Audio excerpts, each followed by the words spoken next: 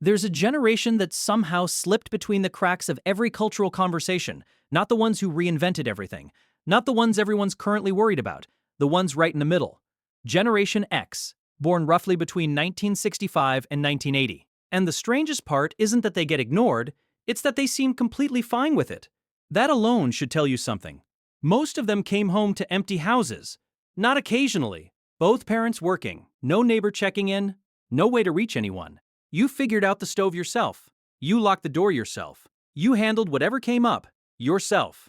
By the time millions of Gen X kids were doing this daily, researchers had a name for it: the Latchkey generation. But the label doesn't really capture what it did to them. Because when you spend years coming home to silence, you don't just learn to cope, you learn that you are the only guaranteed constant in your own life. And that belief never fully leaves. In that empty house, something else was being wired in too. Cause and effect, without anyone softening the landing.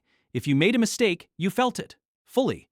There was no scheduled conversation about it, no careful unpacking of feelings. Adults corrected hard and moved on.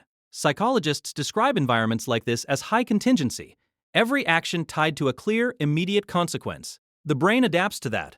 It starts running simulations before committing to anything. It gets very good at reading rooms, at calculating outcomes 3 moves before making one. That's not cynicism, that's calibration. Then came the bigger lessons, the ones the world delivered without asking permission. They watched their parents' marriages fracture across the 70s and 80s. They watched loyal employees get discarded the moment a company needed to cut costs. Every institution that was supposed to hold, families, corporations, government, showed its cracks one by one. So Gen X didn't turn bitter exactly. They built something quieter, an inner layer of armor, invisible from the outside, but always there. A low-grade expectation that things can go sideways, worn so naturally they barely notice it anymore. Researchers sometimes call this defensive pessimism. Gen X just calls it paying attention. Here's something that gets consistently misread: their relationship with privacy. People assume they avoid putting themselves online because they don't understand the technology. That's not it. They understood the internet before most people knew what it was. The hesitation runs deeper. They grew up in a world where your business stayed your business. Your worst moments lived only in the memories of a few people who knew you. The idea that your daily life is content, permanent, searchable, broadcast to strangers, doesn't feel like connection to them. It feels like exposure, and exposure in the world that shaped them was risk. They learned early to wear irony like a jacket. Crack the joke before the moment cracks you. Hold things at a slight distance so nothing lands too hard. This wasn't performance. It was architecture, a way of processing a world that occasionally discussed nuclear annihilation, like a weather update, that handed 10-year-olds adult responsibility and then expected gratitude for the character it built. Irony is what happens when you hold two contradictory truths at once for long enough. Eventually, you stop pretending they resolve.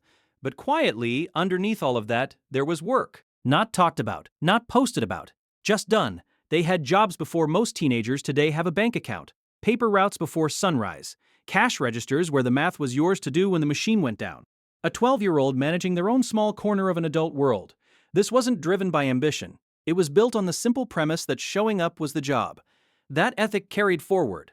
Gen X in the workplace doesn't need recognition to function.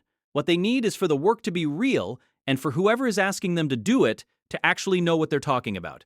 That's the other thing. They don't respect titles. They respect capability. They watched too many authority figures, in government, in management, in every major institution, make catastrophic decisions from comfortable positions. They'll follow someone with genuine skill anywhere. They'll quietly dismiss someone with an impressive title and no real competence. Not loudly. They're rarely loud, but the assessment gets made immediately. Economically, they've absorbed hit after hit. The dot-com collapse, the 2008 financial crisis, each one landing at a different but equally inconvenient point in their working lives. So they didn't build careers in the traditional sense.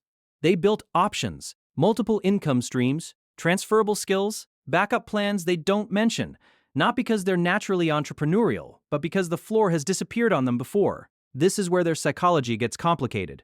All that self-reliance, the deep practiced independence, can quietly tip into something else. An inability to ask for help that looks like strength on the surface, but occasionally costs them more than it saves. They are genuinely capable in a crisis. But some of that capability is inseparable from an old discomfort with needing anyone. Those two things got wired together very early, and they don't always come apart cleanly. They also carry a relationship with knowledge that's hard to explain to someone who grew up with instant answers. Information used to require effort, card catalogs, library stacks, hours spent tracking down a single fact. When knowledge costs you something, you hold it differently. You go deeper rather than wider. You know fewer things more thoroughly. That process left a mark that the internet didn't erase. And they learned to trust their hands. When something broke, you fixed it. You got underneath it, figured out what was wrong, made it work again. That physical confidence, the belief that most problems will yield if you're willing to get close enough, runs through them still.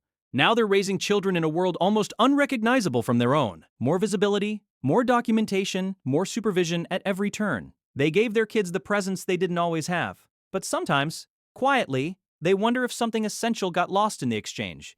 If growing up without difficulty is its own kind of difficulty. Generation X sits squarely between two seismic shifts, the analog world and the digital one. They translated between them without ceremony, without credit, and largely without complaint. Bridges rarely get named. They don't get monuments. They just take the weight, year after year, and hold everything together. And if you ask a Gen Xer how they feel about being the generation the algorithm consistently forgets, most of them will probably shrug and say something dry and slightly funny. Which is, of course, the most Gen X answer imaginable. If this resonated with you, subscribe. And if you want to support more of these deep dives, the join button helps keep them coming.